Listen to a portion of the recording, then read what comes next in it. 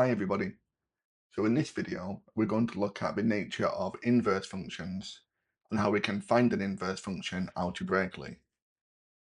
So we'll begin by looking at the reflective symmetry of these functions, and then we'll try some exam style questions. So to identify the symmetry of these two functions, I'm going to plot each of them on Desmos. If we begin with the original function, 2x plus 1, and then we plot its inverse, x minus 1 over 2, you can see that there's a line of symmetry between these two functions, and this is the line y equals x. So if I copy this and put it back in the notebook,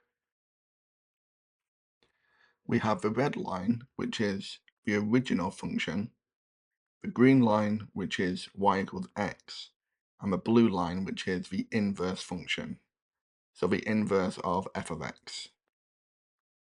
Then we can see that every point on this original function has been reflected through this mirror line to create the inverse function, this line in blue. If we take the point 1, 3, this point here, you can see this is reflected through the mirror line to the other side with point 3, 1. And this works for every point. You can see this point here is reflected through the green line to the other side. So the point 3, 7 on the original function is reflected to the point 7, 3 on the inverse. Okay? And it's this symmetry which is a defining property of inverse functions.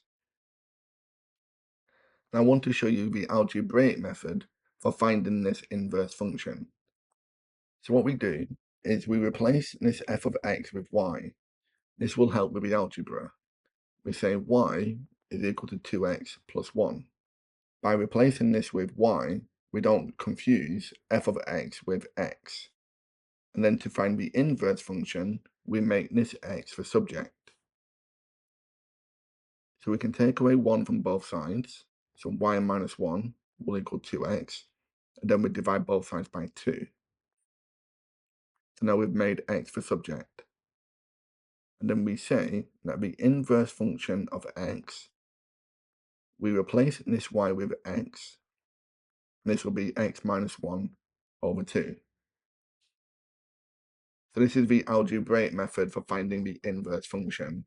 We just make the original x the subject of the equation, okay?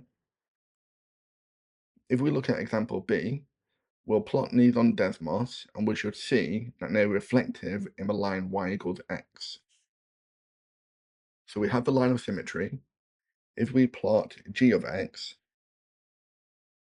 then this should be symmetrical with its inverse, which you can see it is. If I screenshot this, you can see that g of x has a negative gradient and a positive intercept of 3. So we'll label this as g of x. And then the inverse, so I'll label this one as the inverse function of g.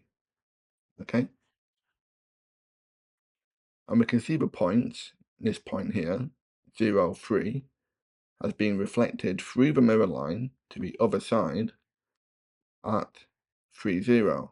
So again, every point on the original function is reflected through the mirror line to create its inverse.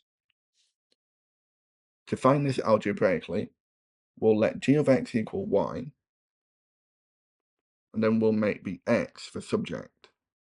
So I'll add 5x to both sides. This will equal 3. Then we'll take away y from both sides. So 5x will equal 3 minus y. And then we'll divide both sides by 5.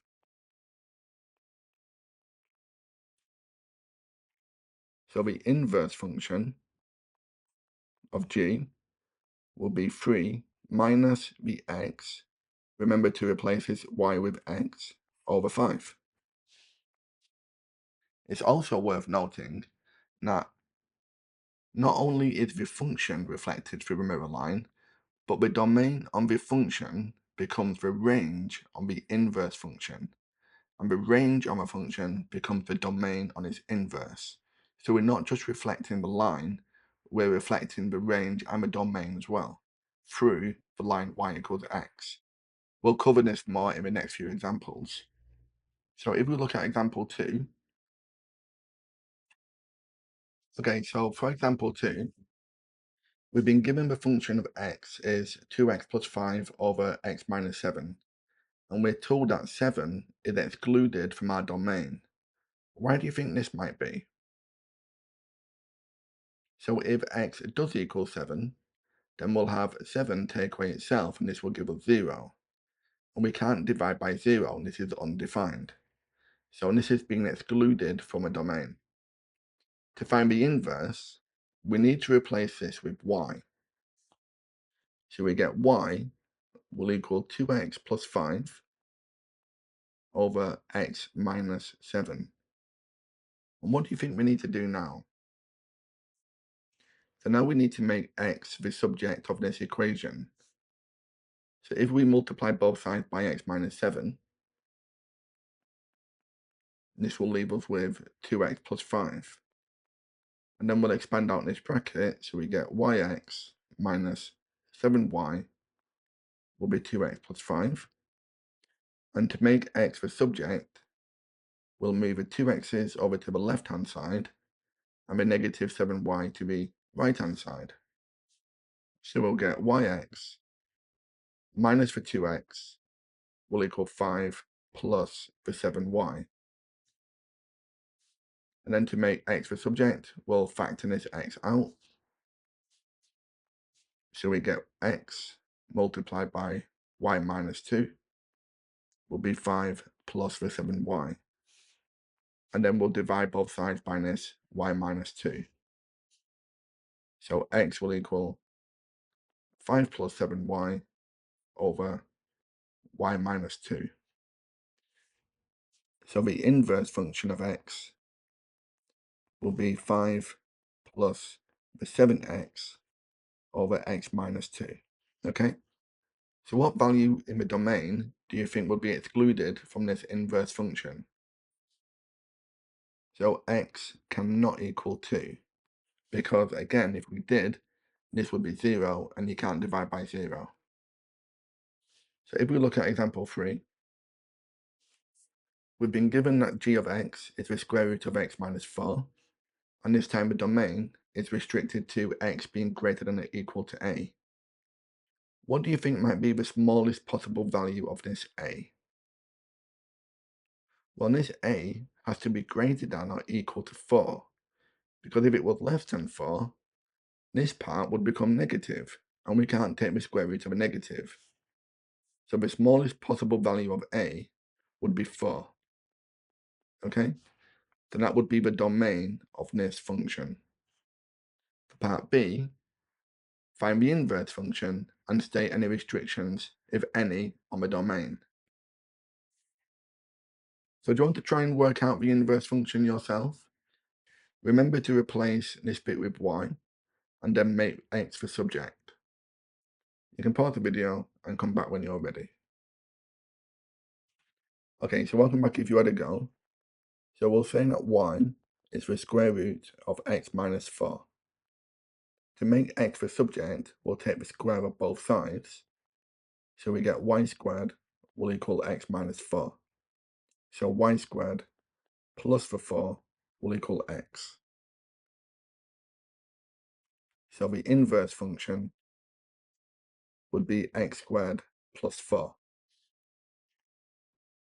To find any restrictions on a domain, I'm going to sketch this original function. So the square root of x would look like this.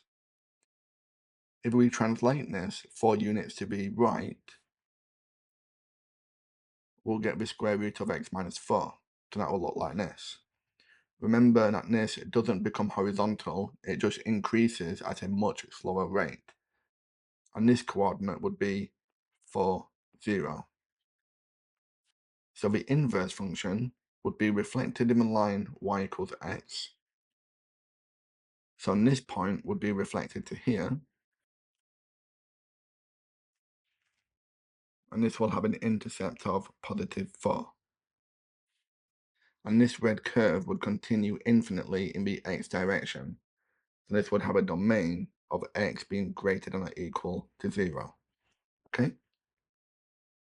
Let's try one more question. So in example 4, we've been given f of x is 3 over 2x minus 1. This is the red curve here. And we've been asked to solve the equation where the function is equal to its inverse. So this will give us the x coordinates of these 2 points. Okay? So perhaps you want to give this question a go yourself. You can pause the video, and when you come back, we'll go through the solution. Okay, so the first thing we need to do is we need to find the inverse function. So we'll replace f of x with y. So y will equal 3 over 2x minus 1. And then we'll make this x the subject. So we get y lots of 2x minus 1 will equal 3. Expand out the brackets. So 2yx minus y will equal 3. We'll move this negative y to the right-hand side. And then we'll move this 2y to the right-hand side. So x will equal 3 plus y over 2y. So our inverse function will be 3 plus x over 2x. Okay? And then we need to make this equal to the original function. So f of x will equal its inverse. We can solve this by moving the 2x minus 1 to the right-hand side and the 2x to the left-hand side. So we get 3 lots of 2x will equal 2x minus 1 multiplied by the 3 plus x. Then we'll expand out the brackets. So we get 6x will equal same plus the 2x squared minus the 3 minus the x. We'll subtract the 6x from both sides. So we get 2x squared minus 3 minus x. And we can solve this by factorizing. So 0 will be 2x minus 3 multiplied by x plus 1. So x will equal 3 over 2, and x will equal negative 1. Okay? So I hope that's shown you that inverse functions are reflective in the line y equals x, and how we can find an inverse function algebraically. If you did find that helpful, please like and subscribe, and you can download the full lesson and a PDF that accompanies this video from my website, mrmathematics.com. I'll leave a link below.